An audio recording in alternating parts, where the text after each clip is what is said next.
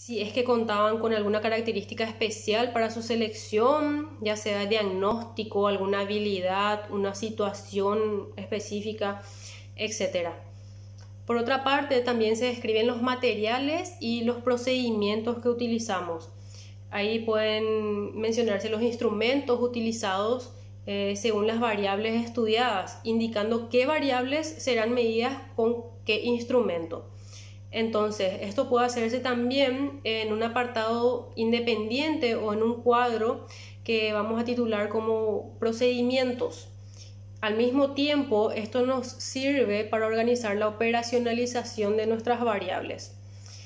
Además, tenemos que mencionar respecto a la validez y la confiabilidad de nuestro trabajo, la baremación si corresponde, el instrumento si este fue creado por el autor. Entonces en ese caso tenemos que indicar también la forma en que fue validada o validado el instrumento, como también ya mencionamos, la catalogación y la justificación del tipo de estudio y su diseño, las variables dependientes e independientes, extrañas, controladas, bloqueadas, todo lo que tengamos. Aquí se puede complementar con una operacionalización de las variables, como les mencionaba anteriormente. Se pueden agregar las instrucciones que se dieron a los participantes incluso. Bueno, en el siguiente capítulo o en el siguiente apartado nos encontramos con los resultados, que puede llamarse también análisis de resultados o resultados y análisis, dependiendo de la institución o de la revista, claro. Entonces aquí se presenta el resumen de la evidencia empírica de nuestro estudio. Se tiene que tratar de agrupar los resultados con la misma secuencia lógica de los objetivos de nuestra investigación, es decir, de la misma forma tenemos que ordenar según nuestros objetivos. El formato de presentación va a depender del tipo de análisis que aplicamos. Entonces, en el caso de artículos, es preferible que realicemos la preparación de una gráfica para que se obtenga o se visualicen los resultados, a modo de facilitar la comprensión del lector, y también considerando que la extensión casi siempre deberá ser mucho más corta que la de una tesis. Para este apartado, por lo general, es el tutor experto el que indica y guía al alumno en el ordenamiento de estos datos. Por eso es que no le puedo dar demasiado detalle de cómo se ordena, porque no existe una forma específica o un formulario donde puedan rellenar directamente que les sirva a todos. Bueno, finalmente se comenta brevemente los resultados, dejando para el apartado siguiente lo que sería la reflexión sobre cada uno de nuestros resultados, ¿ok? No hacemos todavía la conclusión, a no ser que nuestro capítulo se llame Análisis de resultados y conclusiones. Un capítulo donde muchos tienen problemas al redactar es el de los resultados, ya que los mismos pueden ser expuestos de diferentes formas, como les comentaba, y tendrían que ser explicados por el autor del trabajo. Entonces es en este capítulo donde evitamos utilizar fuentes externas, es decir, donde vamos a realizar menos citas o donde vamos a copiar menos cosas de los trabajos ajenos. Para ello es recomendable que se lean los trabajos antecedentes, que son similares a nuestro trabajo, para de esta forma al menos obtener una guía o un formato que nos ayude a iniciar, que nos ayude a arrancar nuestra redacción. Entonces, aquí entra en juego la capacidad de cada uno para expresar sus conocimientos. Esta capacidad se pule con la lectura y con la práctica, acuérdense de eso. Tenemos que redactar y corregir cada vez que podamos. Lo que sí que no les recomiendo es que copiemos exactamente la forma de redactar de otro trabajo ajeno. Muchas veces no sabemos cómo vamos a empezar, entonces copiamos todo. Pero eso es lo que no tenemos que hacer bajo ninguna circunstancia, ya que solo va a empobrecer nuestro trabajo y se va a notar importantemente que nosotros no fuimos lo que redactamos. En el capítulo referente a las discusiones y conclusiones, que casi siempre van juntos, vamos a encontrarnos en la tarea de realizar el cierre de todo nuestro estudio.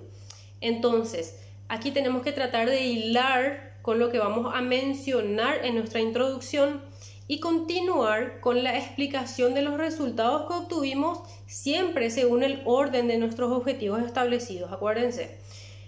En este apartado tenemos que indicar muy puntualmente las reflexiones que obtuvimos sobre cada resultado específico. y obviamente cerramos con el general, que es el que engloba nuestro estudio.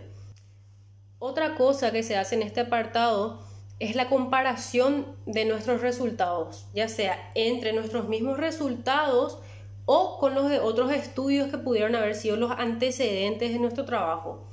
Bueno, también aquí se pueden comentar qué otras investigaciones se podrían realizar con base en los resultados y comparaciones que nosotros realizamos a modo de complementar nuestro estudio, ¿ok? Entonces, la mejor forma que podemos tener de cerrar este apartado es expresando de forma muy concisa la forma en que se solucionó el problema que planteamos al inicio y cuál fue la aportación al conocimiento del área o de la sociedad que nosotros realizamos a través de la investigación. En resumen, el capítulo de las conclusiones tiene que contar con un orden importante donde vamos a indicar un brevísimo contexto, lo que se realizó en el trabajo, lo que se logró. Esto podemos enlazar con alguna pregunta que podemos ubicar dentro de la introducción y que posteriormente vamos a dar respuesta a través de ya sea nuestras hipótesis o nuestros objetivos planteados. Y no se olviden del orden, que tiene que ser siempre el mismo de nuestros objetivos. Entonces sabemos que nuestras conclusiones son una síntesis analítica de las ideas principales y de cada aspecto que trabajamos en nuestro estudio. Vamos a exponer muy brevemente los resultados o los hallazgos y los vamos a explicar de forma reflexiva. Acuérdense que los resultados ya están todos puestos en otro capítulo, entonces nosotros resumimos nada más brevemente para poder indicarle a nuestro lector de qué se trata. Por otra parte, se explica acerca de las hipótesis, es aquí donde indicamos si estas fueron confirmadas o no, siempre explicando todo por qué. Y también exponemos al lector a nuevas interrogantes que surgieron tal vez tras la realización de nuestro estudio, aspectos que posiblemente nosotros dejamos sin solución, eso ya va a depender de cada trabajo. Bueno, aprovechamos también en este capítulo para hacer recomendaciones referentes a propuestas de acción o propuestas de intervención o de nuevas investigaciones que podrían surgir a partir del conocimiento que nosotros aportamos con nuestra investigación. También en esta parte podemos aprovechar para mencionar si existieron limitaciones para nuestro estudio y, como siempre, dar un cierre lógico a nuestro trabajo. Es decir, si tu investigación tiene múltiples ideas sobre un tema, tenés que usar una conclusión para afirmar una opinión lógica formada por la evidencia. Bueno, antes de cerrar todo esto, les quiero indicar que mi recomendación más importante para la realización de cualquier trabajo es que primero visualicemos un esqueleto de nuestro trabajo, lo que vendría siendo como un índice al cual eventualmente vamos a ir cargando de músculos, grasas y piel, es decir, vamos a ir rellenando. Este esqueleto nos va a servir para no desviarnos del tema que tenemos que redactar, ya que va a ayudarnos a especificar cómo va a ir ordenado cada capítulo, cada subtítulo, cada título, etc. En segundo lugar, tenemos que aprovechar la motivación que tenemos sobre un tema, sobre el tema que vamos a trabajar. Por lo tanto, tenemos que nutrirnos de toda información posible antes de empezar a redactar, teniendo en cuenta las fuentes más antiguas y las fuentes más nuevas sobre el tema. Vamos a buscar ya antecedentes que vengan a nivel nacional, antecedentes regionales y antecedentes internacionales, es decir, ir expandiendo nuestro nivel de conocimiento sobre un tema. Vamos a irnos por lo nacional, que es muy importante que tengamos, ya que nuestros trabajos casi siempre se realizan teniendo en cuenta el origen nacional del problema. Por otra parte, yo personalmente suelo recomendarle a mis alumnos que nunca inicien su redacción desde la introducción. Es más, que dejen ese apartado para redactarlo al final junto con el resumen, porque de esta forma va a ser mucho más fácil saber todo lo que tiene que tener la introducción o el resumen de nuestro trabajo. Ya va a estar disponible ahí en nuestro archivo. Y nosotros como autores lo único que vamos a hacer es buscar, volver a leer, entender y sintetizar ya en donde tenga que ir ubicado, ya sea en la introducción o en el resumen. De esta forma, nosotros como autores vamos a manejar mucho más fácilmente nuestro trabajo y también vamos a evitar dejar huecos por rellenar en nuestro documento. Otra recomendación que suelo hacerle a mis alumnos es iniciar la redacción del trabajo rellenando los capítulos que son referentes a los objetivos y a las hipótesis del estudio. Porque de esta forma tenemos ya sabido qué es lo que vamos a hacer, qué es lo que queremos investigar y hacia dónde vamos a enfocar la búsqueda de nuestros antecedentes y de todos los datos que van a servirnos para hacer nuestra investigación. Una vez que ya tengamos enfocado cuál va a ser el objeto o el objetivo de nuestra investigación, vamos a proceder a buscar los antecedentes y a empaparnos de toda la información existente para poder armar nuestro marco teórico. Muchas veces esta parte puede resultar muy confusa para muchos, pero sucede que en las tesis, la mayor parte de las veces, tras la lectura de diversas fuentes y antecedentes, queremos comenzar a realizar cambios a nuestros objetivos, ya sea agregando o eliminando cosas. Al tener esta información a mano, en nuestro esqueleto es mucho más fácil completar los objetivos o modificarlos a la vez que nos informamos sobre nuevos datos. Entonces vamos teniendo bien estructurado todo lo que hacemos. Otra cosa, mientras que nos estamos empapando de las fuentes y los antecedentes y todos esos trabajos interesantes que hay sobre nuestro tema, vamos a ir encontrando datos que nos van a servir muchísimo y que vamos a querer mencionar sí o sí en el trabajo. En este punto, lo que les recomiendo es que controlemos nuestras ganas de copiar y pegar todo lo que encontramos. ¿Por qué pasa? Bueno, para eso va a estar disponible en nuestro esqueleto una sección destinada a ofrecer un marco teórico, donde todo lo que sea de suma importancia para nuestro estudio y que se utilice realmente en el mismo va a estar especificado. Entonces, lo que podemos hacer es descargar todos los documentos que nos sirve, pero a la vez anotar en esa parte de nuestro esqueleto dentro del marco teórico o del marco metodológico, dependiendo de la información que tengamos, vamos a ir indicando qué autor, qué libro, qué link o URL contiene la información que nos gusta sobre eso. ¿Ok? Entonces más adelante vamos a poder hacer el análisis de ese texto y vamos a poder entresacar lo que nos sirve para luego editarlo, parafrasearlo, referenciarlo, etc. Es justamente en este punto en que empezamos a obtener esa lluvia de ideas que nos hace saltar de un artículo o libro a otro. Entonces recuerden controlar esos impulsos.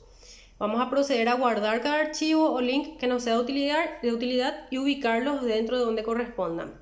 Mi recomendación para los que empiezan a escribir es que desde su esqueleto anoten ya ese link que les mencioné y el tema de cada cosa que les parece importante agregar al trabajo, discriminando siempre el hecho de que si es o no realmente útil para el trabajo. Entonces agregamos o no tal o cual cosa. Ahora, si nuestro deseo es aprovechar esa inspiración y redactar ya nomás lo que tenemos en mente, entonces no tenemos que olvidar que para que el trabajo sea óptimo tenemos que tener manejado ya lo que es el estilo que vamos a ver en la siguiente clase. Para esto es importante que conozcamos las reglas básicas de citación y referenciación, no sentarnos a escribir a la Bartola, a copiar y pegar a la Bartola. Solo entonces, cuando conozcamos lo que es el estilo y cuando manejemos ese estilo específico que vamos a utilizar, vamos a estar capacitados para empezar y para copiar y pegar ya correctamente todo lo que tenemos y todo lo que queremos y redactar a partir de eso nuestros propios párrafos que ya van a ser originales o que ya van a ser parafraseados, pero vamos a hacerlo de la manera correcta. Entonces, una vez que ya estamos listos y seguros para comenzar a redactar nuestro trabajo, tenemos que tener en cuenta varios aspectos. El primero de ellos es que hay que evitar que nuestros párrafos sean muy extensos porque le dan mucha pesadez a la lectura. Nuestro lector no va a poder concentrarse tanto tiempo en un párrafo que tiene toda una página.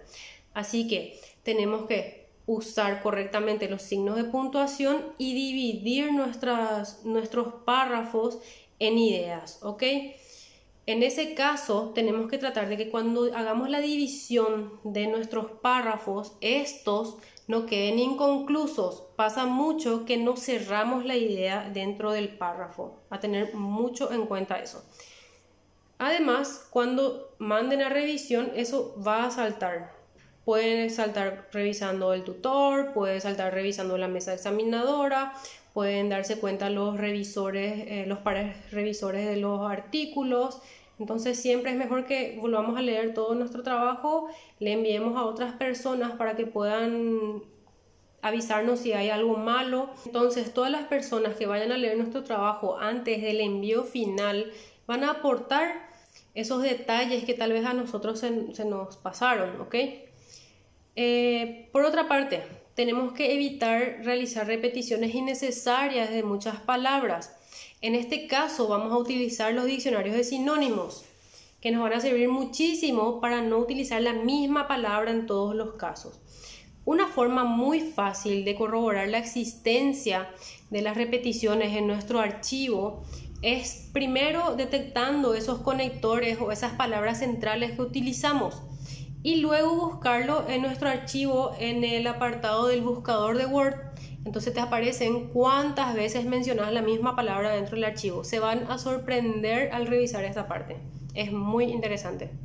A partir de eso podemos hacer los cambios que sean necesarios ya de la mano de nuestros diccionarios de sinónimos y antónimos.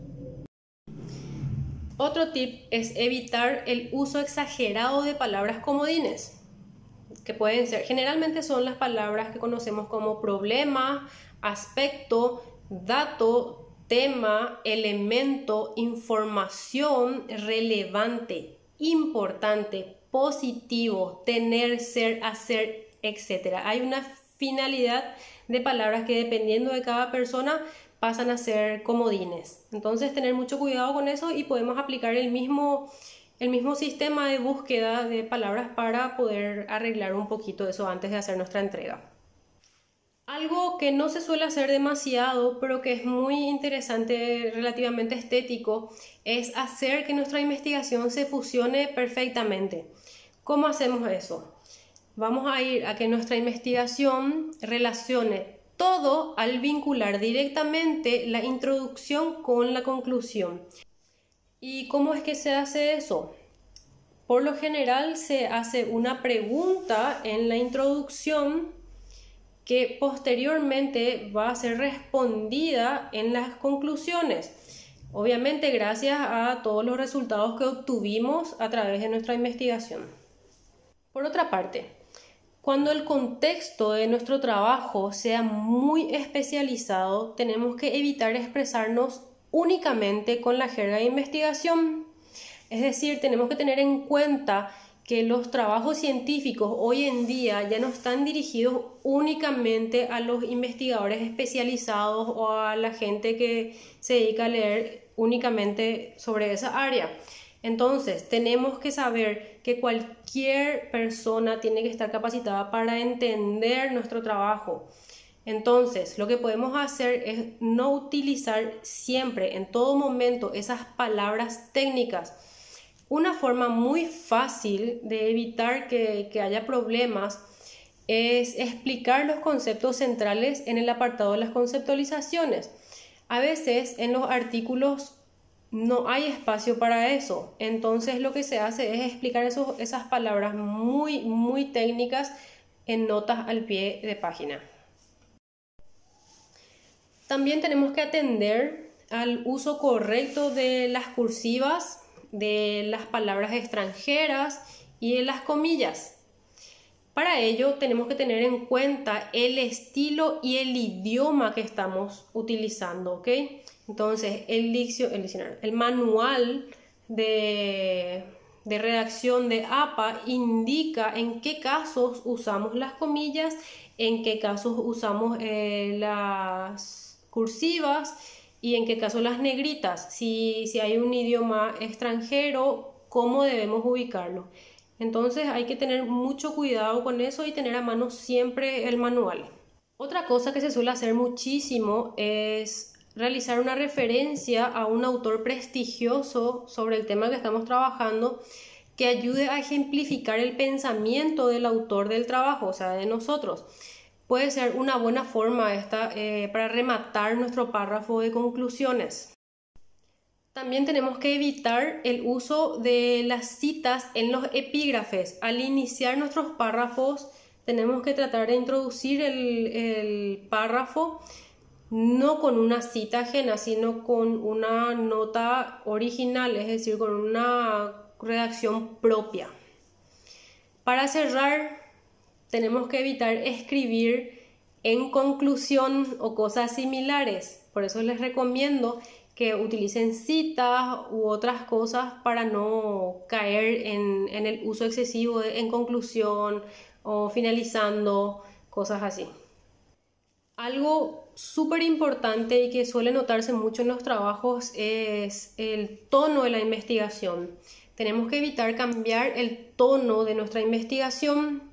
Esto ocurre cuando el tono académico se pasa desarrollando a lo largo del trabajo y en la conclusión nos encontramos con un tono bastante emocional o sentimental. Tenemos que evitar que eso suceda. A veces cuando somos primerizos en esto de redactar, tendemos a disculparnos por la calidad de nuestro trabajo. No nos disculpemos. No tenemos que realizar afirmaciones que minimicen nuestra autoridad o nuestros descubrimientos. Tenemos que ser orgullosos de nuestro trabajo. Las afirmaciones de disculpas pueden incluir frases como puede que no sea un experto, pero, o si no, esta es solo mi opinión. Entonces, tenemos que evitar usar esas frases.